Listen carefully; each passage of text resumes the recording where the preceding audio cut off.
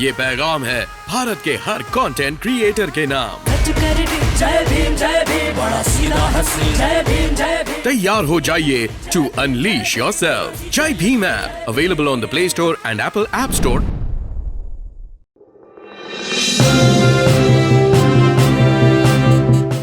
विश्व प्रसिद्ध बौद्ध धर्मगुरु, शांति कार्यकर्ता, कवि और आध्यात्मिक नेता थिच नहत हान का 95 साल की उम्र में वियतनाम में निधन हो गया। थिच नहत हान ने माइंडफुलनेस तकनीक के माध्यम से लोगों को शांत और अहिंसा के रास्ते पर लाने के लिए जीवन भर प्रयासरत रहे। हान के आधिकारिक ट्विटर हैंडल से बताया गया कि हमारे प्रिय शिक्षक थिच नहत हान का वियतनाम के यू में तू ह्यू विहार में रात 12 बजे निधन हो गया। हान ने उस विहार में अंतिम सांस ली जहां से उन्होंने अपनी आध्यात्मिक यात्रा शुरू की थी। उन्होंने विश्व शांति की खातिर दशकों तक काम किया। उन्हें पश्चिमी देशों में बौद्ध धर्म के अग्रदूत के रूप में जाना जाता था। उन्होंने फ्रांस में प्लम विलेज की स्थापना की। 2013 में एक व्याख्यान में उन्होंने कहा था कि सुख व दुख की कलाएं हमेशा एक साथ चलती है। हमें दुख या पीड़ा का अच्छे से इस्तेमाल करते आना चाहिए ताकि आनंद व खुशी पैदा की जा सके।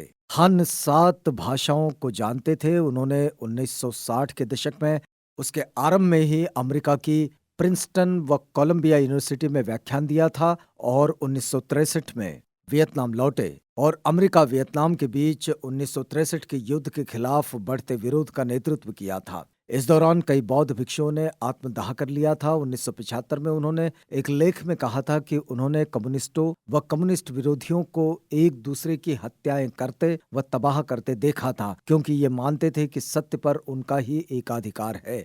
मेरी आवाज को बमों व मोर्टारों के शोर में गुम कर दिया गया। हान ने 1960 के दशक में वियतनाम युद्ध के बीच अमेरिकी नागरिक अधिकारवादी नेता मार्टिन लूथर किंग से मुलाकात की थी। उन्होंने किंग को युद्ध के खिलाफ बोलने के लिए राजी किया था। मार्टिन लूथर किंग ने उन्हें शांति और अहिंसा का दूत बताया और उन्हें नोबेल शांति पुरस्कार के लिए नामांकित किया था। हालांकि किंग से मुलाकात करने के कारण दक्षिण वियतनाम सरकार ने उनके स्वदेश लौटने पर पाबंदी लगा दी थी। नाथ के निधन की खबर सुनते ही मार्टिन लूथर किंग की बेटी बर्निश किंग ने ट्विटर पर अपने पिता और नाथ के फोटो शेयर किए हैं और कहा कि मेरे पिता के दोस्त थिच नाथ का निधन हो गया है। थिच नाथ के जीवन और विश्व शांति पर उनके प्रभाव का वह सम्मान करती है।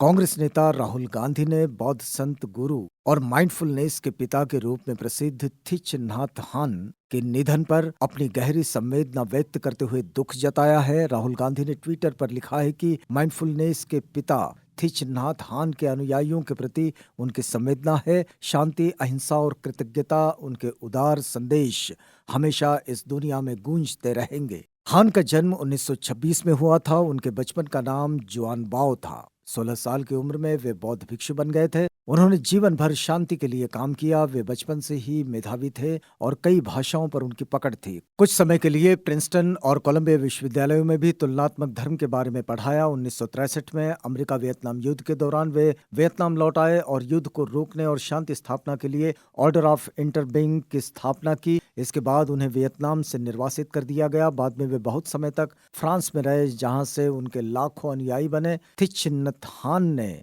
अहिंसा और करुणा के बौद्ध सिद्धांतों पर आधारित कई संगठन स्थापित किए। उसके युवा और सामाजिक सेवा के स्कूल एक जमीनी स्तर पर राहत संगठन, जिसमें युद्धग्रस्त गांवों, स्कूलों के पुनर्निर्माण और चिकित्सा केंद्रों की स्थापना के लिए 10,000 स्वयंसेवक और सामाजिक कार्यकर्ता शामिल थे।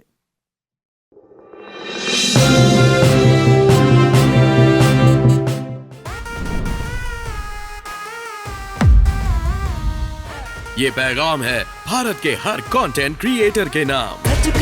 जय भीम बड़ा सीधा हंसी, जय भीम। तैयार हो जाइए to unleash yourself. Jai Bhim app available on the Play Store and Apple App store.